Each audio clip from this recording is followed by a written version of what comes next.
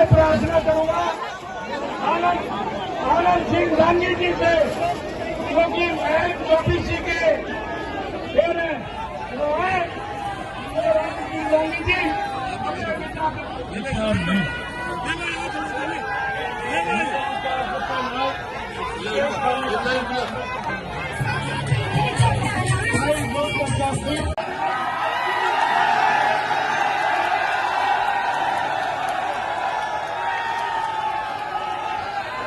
हमारे मध्य में आपके लोकप्रिय नेता चौधरी दीपेंद्र सिंह हुड्डा पधार चुके हैं।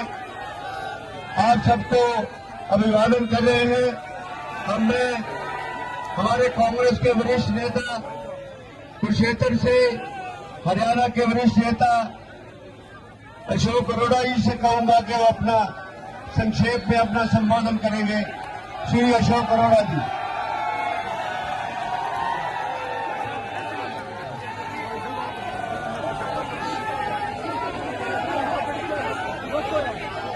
बहुत ही सम्मान के लोग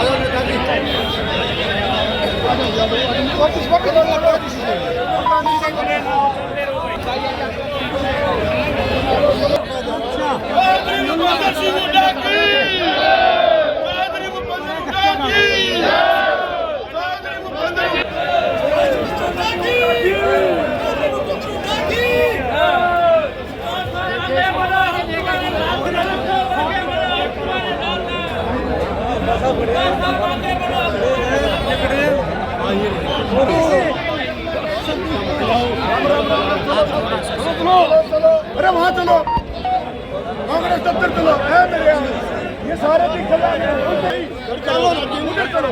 मैं देख रहा हूँ कहाँ जा रहे यार, ये मेरे रेत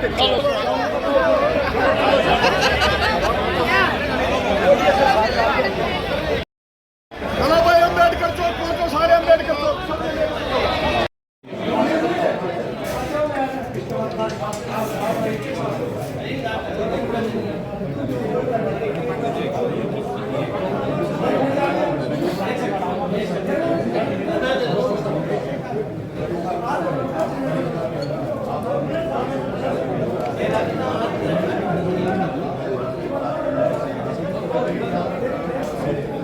नाम क्या होगा?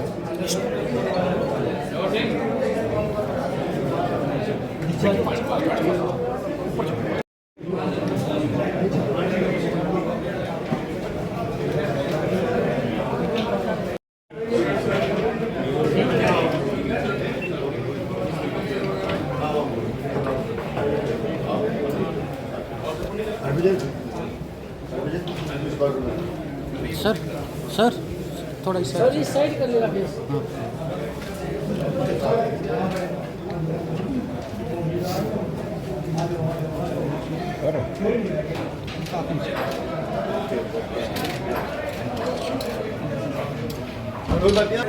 ओके ओके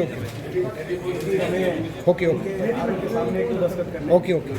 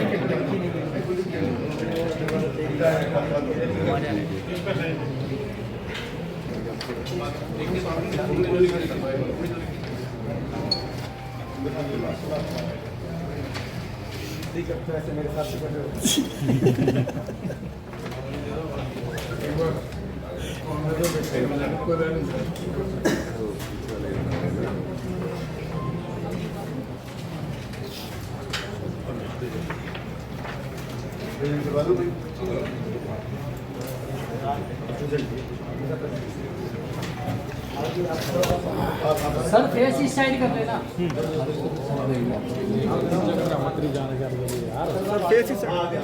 सर फेस इस साइड कर ले एमपी साहब। बहुत बढ़िया। सर इस साइड नीचे हाथ थोड़ा रखे तो फिर नीचे तो हटा नीचे है थोड़ा नीचे करो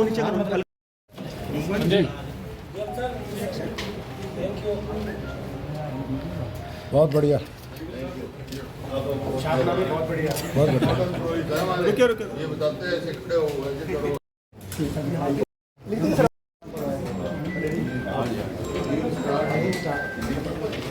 भूपेंद्र सिंह हुड्डा जो लोकसभा में स्थान भरने के लिए अभ्यर्थी के रूप में नाम निर्देशित हुआ हूँ, ईश्वर की शपथ लेता हूँ कि मैं विधि द्वारा स्थापित भारत के संविधान के प्रति सच्ची श्रद्धा और निष्ठा रखूँगा और मैं सत्यनिष्ठा से प्रतिज्ञा करता हूँ कि भारत की प्रभुता और अखंडता अक्षुण्ण रखूँगा।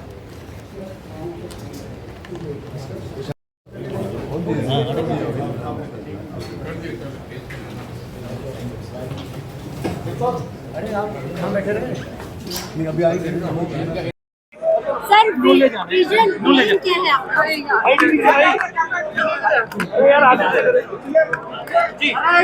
सबसे पहले तो आज हमने नामांकन भरा है और हमें विश्वास है कि रोहतक से लोगों का आशीर्वाद मिलेगा और कांग्रेस पार्टी के उम्मीदवार के रूप में लोगों के आशीर्वाद से यहाँ पर एक बड़े बहुमत से कांग्रेस पार्टी जीतेगी।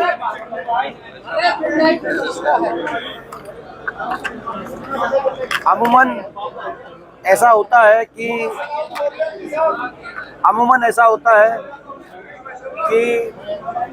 जो विपक्षी किसी पार्टी का उम्मीदवार होता है वो ये कहता है कि मैं ये करूंगा और सत्ता दल वाला उम्मीदवार ये बताता है ये मैंने किया।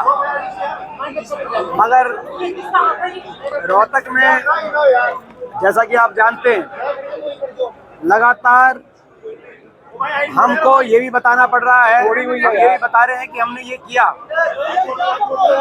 जब यहाँ से बतौर सांसद लोगों ने मुझे मौका दिया था तो रोहतक को आगे लेके जाने के लिए क्या किया वो भी हम ही बता रहे हैं और आगे क्या करेंगे वो भी हम ही बता रहे हैं। और यहाँ के जो भाजपा उम्मीदवार हैं जो सांसद थे 5 साल तक, वो क्या उन्होंने 5 साल में किया इस बारे में कुछ बता नहीं पाए। आपको याद होगा लगातार पिछले कई महीनों से आपके बीच में मैंने पूरा ये रिपोर्ट कार्ड जारी किया कि हमने यहाँ से मुझे मौका मिला था बतौर सांसद तो क्या सब किया था। उदाहरण के तौर पे जब मेरा कार्यकाल रहा बतौर सांसद रोहतक में 250 से ज़्यादा नए सरकारी शैक्षणिक संस्थान स्थापित किए गए थे रोहतक लोकसभा क्षेत्र में, जिसमें IIM, IIT, AIIMS, FDDI, footwear design development institute of hotel management, universities, colleges इत्यादि 250 से ज़्यादा सरकारी संस्थान, जिसमें लगभग 200 के करीब स्कूल हैं और 50 उच्च शिक्षा के संस्थान। इसी प्रकार से एम्स, नेशनल कैंसर इंस्टीट्यूट, एक हेल्थ यूनिवर्सिटी, 4 नए सुपर स्पेशलिटी के साथ 68 रोहतक लोकसभा क्षेत्र में उस समय अस्पताल, PHC, CHC, ग्रामीण स्तर के और कस्बों के अस्पताल स्थापित करवाने का काम मैंने करवाया था। 2 थर्मल के बिजली की पूर्ति के लिए 2 थर्मल के कारखाने उस समय लगाए गए, स्थापित किए गए थे झज्जर में। सड़कों के माध्यम से 12 मेरे कार्यकाल में राष्ट्रीय राजमार्ग नोटिफाई हुए थे 1080 किलोमीटर के रोहतक लोकसभा क्षेत्र के, जगह है भाई। और 17 शहरों और कस्बों में बाईपास उस समय बने थे। महम का बाईपास, रोहतक का बाईपास, भादुगढ़ का बाईपास, कलानौर का बाईपास, झज्जर का बाईपास, बादली का बाईपास, कोसली का बाईपास, झारा का बाईपास, ये सभी उस समय बने थे। इसी प्रकार से रेल और मेट्रो के सफर के लिए झज्जर को रेल से जोड़ा गया था, तो भादुगढ़ को मेट्रो से, रोहतक झज्जर रेवाड़ी रेल की लाइन और रोहतक महम हासी रेल की लाइन, दोनों मेरे कार्यकाल में मैंने दोनों को मंजूर कराया था। दोनों झज्जर वाली पे पूर्ण काम भी पूरा हो गया था और महम वाली पे काम शुरू करवा दिया। इसी प्रकार से भादुगढ़ को मेट्रो से जोड़ने का काम किया। इसके अलावा उद्योग के माध्यम से 4 बड़े औद्योगिक पार्क उस समय स्थापित किए गए थे। IMT रोहतक, फुटवेयर पार्क भादुगढ़, Reliance Amity, Reliance SEZ Jhajjar के अंदर, और 30 से ज़्यादा बड़े उद्योग Maruti, Panasonic, Yokohama, Denso, Amul, Aisin जैसे 30 से ज़्यादा बड़े उद्योग रोहतक में आए थे। मेरा सवाल ये है कि ये सब हमको ये बताना पड़ रहा है कि हमने किया था अपने कार्यकाल में, और ये भी बताना पड़ रहा है कि अब आगे क्या करेंगे, मगर मौजूदा सांसद ये बताएं कि क्या एक भी कोई स्कूल, कॉलेज, अस्पताल इनके कार्यकाल में रोहतक लोकसभा क्षेत्र में ये बनवा पाए? क्या 1 इंच भी मेट्रो को आगे बढ़ा पाए? क्या एक भी बड़ा कोई औद्योगिक क्षेत्र लगा पाए, कोई थर्मल का कारखाना लगा पाए? कोई एक काम भी रोहतक लोकसभा क्षेत्र के लिए मौजूदा सांसद बताएं। और हमारा अब आगे क्या और हमारा देखो, हमारा जो आगे विकास के रफ्तार आगे दोबारा से जो इस सरकार में विकास की रफ्तार, विकास की पट्टी से उतर गया। हरियाणा प्रदेश और रोहतक लोकसभा क्षेत्र दोबारा से हरियाणा खुशहाली में देश में नंबर 1 हो, और रोहतक लोकसभा क्षेत्र विकास के मानचित्र में देश में अपनी पहचान बनाए दोबारा। ये हमारा संकल्प है। और हमारा संकल्प है मेट्रो जो 10 साल तक आखिरी खंभा जहाँ मैं छोड़ के गया था वहीं खड़ी है, मेट्रो रोहतक तक पहुँचे। झज्जर के अंदर एक विश्वविद्यालय संत गुरु रविदास जी के नाम से एक विश्वविद्यालय झज्जर में स्थापित हो। कोसली के अंदर एक IMT बड़ा औद्योगिक क्षेत्र, industrial model township, Manesar IMT के तर्ज पर कोसली में को स्थापित हो। हमारा संकल्प है भादुगढ़ में रिंग रोड बने, चारों तरफ के बाईपास बने, और भादुगढ़ आने वाले समय में एक बड़ा महानगर का रूप ले। हमारे हर विधानसभा क्षेत्र को संबंधित हमारा एक घोषणा पत्र भी हम जारी करेंगे, जो हम संकल्प लेते हैं, जो काम किया था काम करेंगे। किसी भी उम्मीदवार को का चयन करने के लिए 2 महत्वपूर्ण पैमाने होते हैं, काम, उसका काम और उसका आचरण, सार्वजनिक जीवन में उसका आचरण। मेरा काम भी रोहतक लोकसभा क्षेत्र और प्रदेश वासियों के सामने है। मेरा इन वर्षों में आचरण भी लोगों के सामने है। मैं रोहतक लोकसभा क्षेत्र के अपने सभी मतदाताओं से मैं कहना चाहता हूं, अगर काम और आचरण की कसौटी पे अगर मैं उनकी आत्मा गवाही दे कि मैं खरा उतरा हूं, तो वो मेरा साथ दें। आने वाले समय में मैं उनका मान सम्मान देश में बढ़ाने का काम करूंगा। So what is your manifesto offering for the women voters, sir? So what's in the manifesto for the women voters? देखिए, प्रचार में जो भी हमारे चीज नेतृत्व है, जैसे किसी कोई जब कार्यक्रम बनेंगे आपको बताएंगे। So what is for women voters? Sir, English. चुनाव लड़ रहे राहुल, क्या कहेंगे आप? देखिए, जैसे मैंने कहा, ये चुनाव रोहतक लोकसभा क्षेत्र का चुनाव केवल अरे रुक जाओ भाई। ये चुनाव रोहतक लोकसभा क्षेत्र का चुनाव केवल एक सांसद बनाने का ही चुनाव साबित नहीं होगा। ये सांसद बनाने का ही चुनाव साबित नहीं होगा, ये हरियाणा में बदलाव लाने का भी चुनाव साबित होगा। रोहतक लोकसभा क्षेत्र से जिस दिन यहाँ से लोगों के आशीर्वाद से बड़े बहुमत से हम जीतेंगे, उसी दिन हरियाणा की अगली सरकार की नींव रोहतक चुनाव के नतीजे से रखने का काम रोहतक के लोग करेंगे। हरियाणा के अंदर ना सिर्फ रोहतक बल्कि 10 की 10 सीट कांग्रेस गठबंधन जीतेगा। जो हरियाणा का माहौल बना है आज आप सब उसके साक्ष्य गवाह हैं। हरियाणा के अंदर लोग बदलाव चाहते हैं, सरकार से दुखी हैं। भाजपा ने भी लोगों की नाराजगी को भांपते हुए एन चुनाव से पहले अपना मुख्यमंत्री और उप मुख्यमंत्री के चेहरे बदले, लेकिन भाजपा अब क्या चेहरे बदलेगी? अब तो ये जनता है, जनता सरकार बदलेगी और 10 की 10 सीट कांग्रेस का गठबंधन हरियाणा में जीतेगा। कल मैं देख रहा था कि कल जो नामांकन हुआ उसमें जो यहाँ के हमारे सांसद थे जिन्होंने 5 साल तक ना लोगों के बीच में गए और ना ही कुछ किया, उन्होंने उम्मीदवार के रूप में राजनाथ सिंह जी के आगे कहा कि यहाँ सैनिक स्कूल स्थापित किया जाए। लेकिन उनसे क्या उम्मीद की जाए जिन्होंने सैनिकों को ही अग्निवीर बना दिया।